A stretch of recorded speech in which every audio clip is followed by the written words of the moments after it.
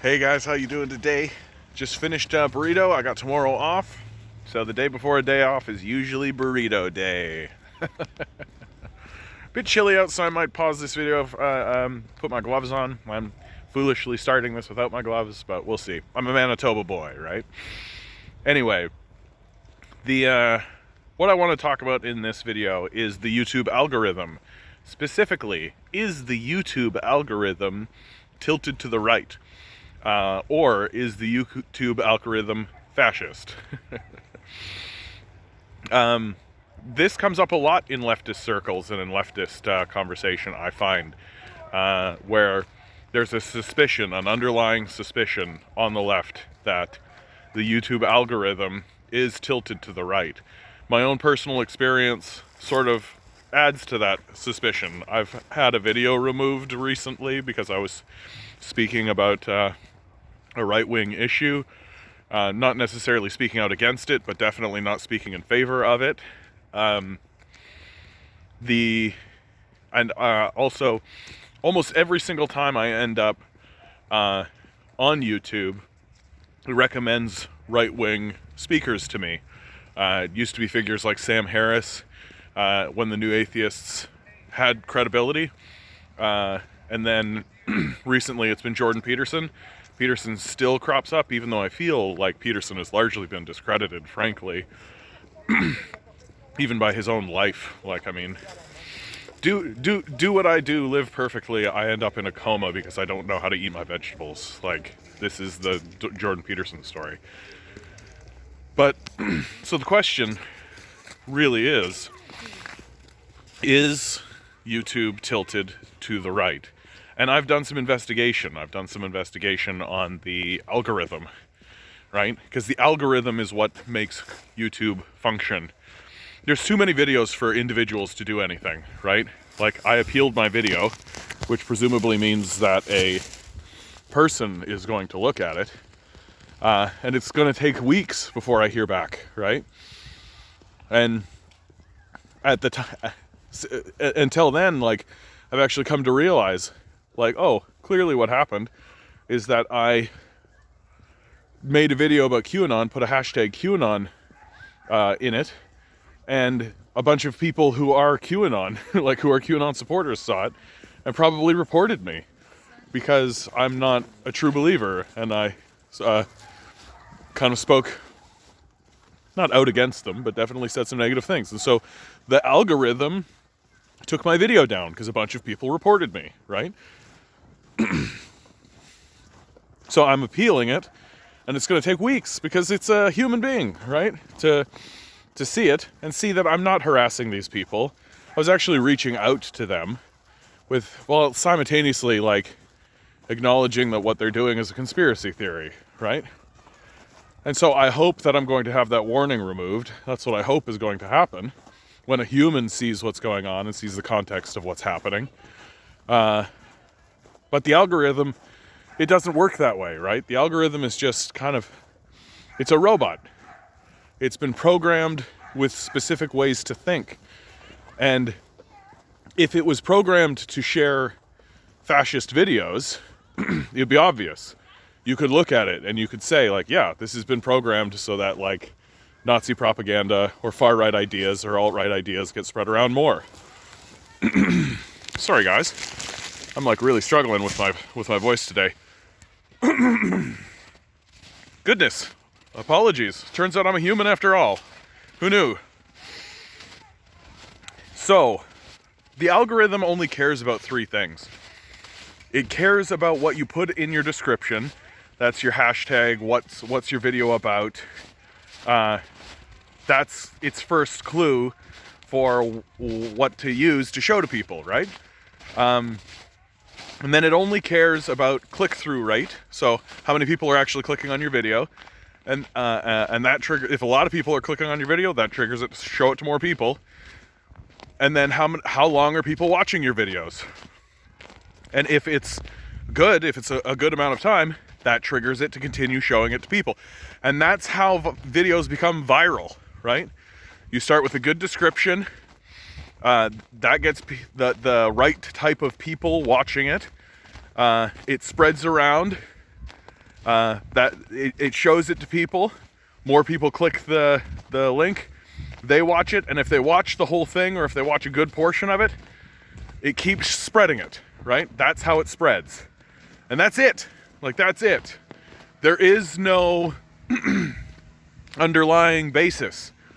So what that means, though, like, it's actually scarier in my view, because that means that far-right videos and things like this that propagate through the internet are doing so because it's an accurate reflection of the culture, right?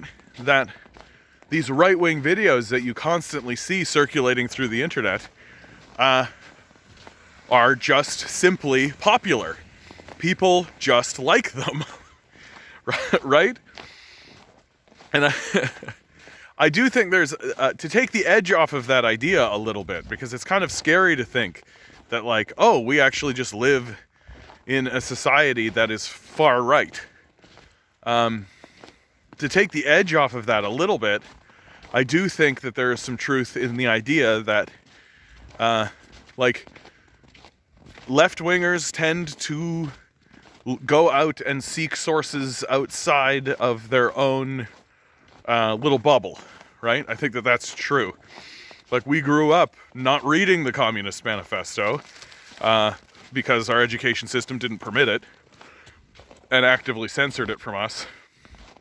But now we did. We went out and found an alternative source. And so when our ideological enemies make something, right, we read it. We look at it, right? So in a YouTube sense, we watched the far right video. Like, we look at it. But that gives it views, that gives it likes. And the algorithm doesn't know any better, right? The algorithm's just like, oh, somebody watched this and they watched the whole thing, right? Oh, great. He must really like these types of videos with this type of stuff. And conversely, right-wingers, right-wingers don't go outside their bubble, generally speaking. I don't mean to be insulting, but that's seems to be the truth. And so what you have is a situation where you have one group of people, the right-wingers, who are watching right-wing videos, and another group of people, the left-wingers, who are watching left-wing videos and right-wing videos. So, as far as YouTube is concerned, right-wing videos are more popular than left-wing videos.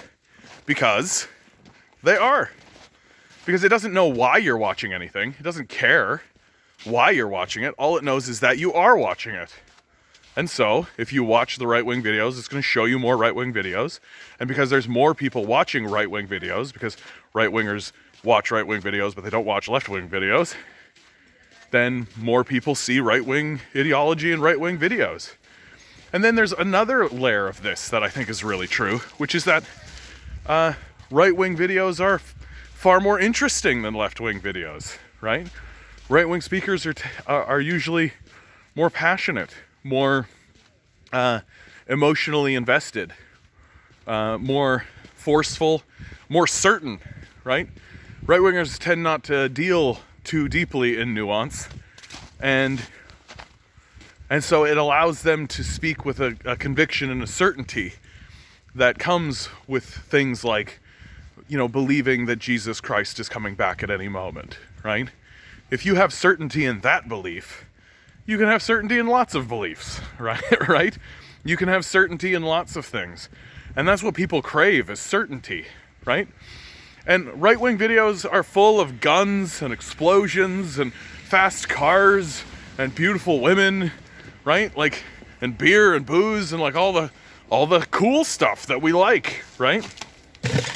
Left-wing videos are dorky, right?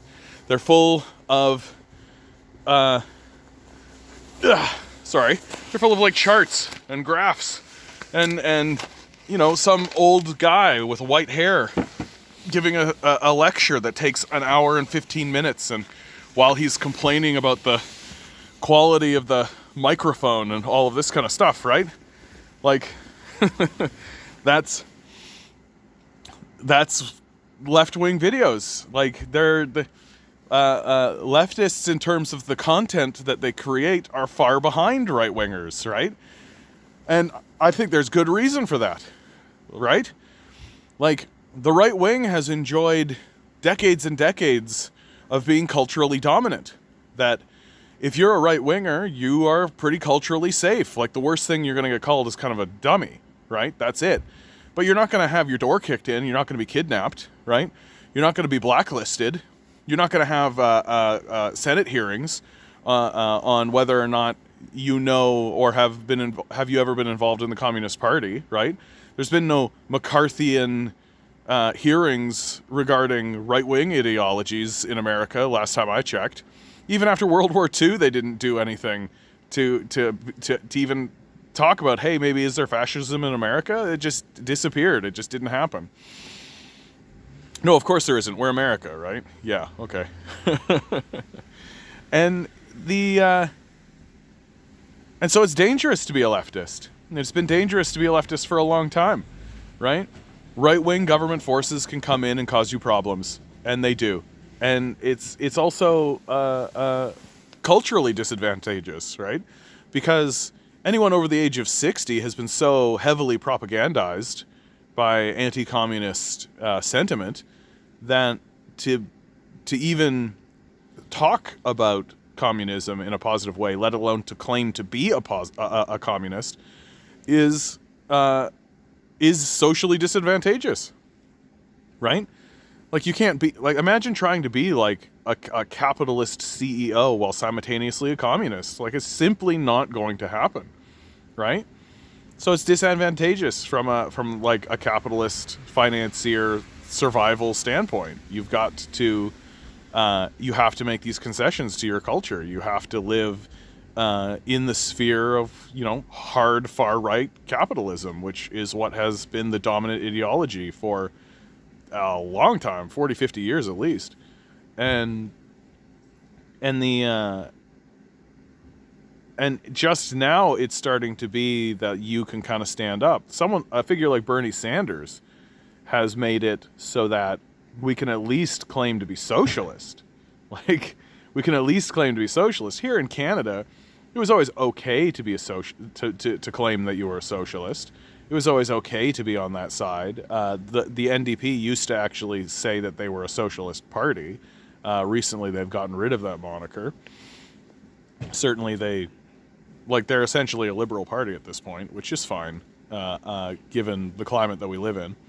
But, like, there's no like popular communists that live in the West. Not really, right? And the people who are communists or are in that kind of field, well, they prefer to call themselves Marxists, right? There's that distinguishing kind of feature which exists, and that's fine. And so, of course, there's going to be less content created by communists. There's going to be less comment created from the left. And so what happens on YouTube? We just get far-right stuff, and we get right-wing stuff, and that's what gets spread around because it's safe and it's easy and anybody can do it and it's culturally beneficial, right? And so the scarier point that I'm trying to land on here is that it is actually the culture. It's not YouTube. YouTube is just showing the people what they want, and that what the people want is far-right ideology, and it's just the truth. And the only way that we can combat it is by doing what I'm doing right here, right? Create content. And that's it. Okay, this is going to be the end of me, guys. Please like, share, subscribe. Like button right down there. Share button should be right there. If you've made it to the end of this video, subscribe. Just do it. Right? It's no skin off your teeth. If you do want some skin off your teeth and you think that this should be my full-time job, please donate in the Patreon below. $1 is really all I'm asking, like a single dollar. That's less than a cup of Timmy's, right? If this becomes my full-time job, I want the Revolutionary Project to be my full-time job, and I hope that you do too. Okay, guys, go out, have a drink, have a smoke. It's my day off tomorrow, so I'm gonna have a drink and a smoke myself. And yeah, good luck. We're gonna need it.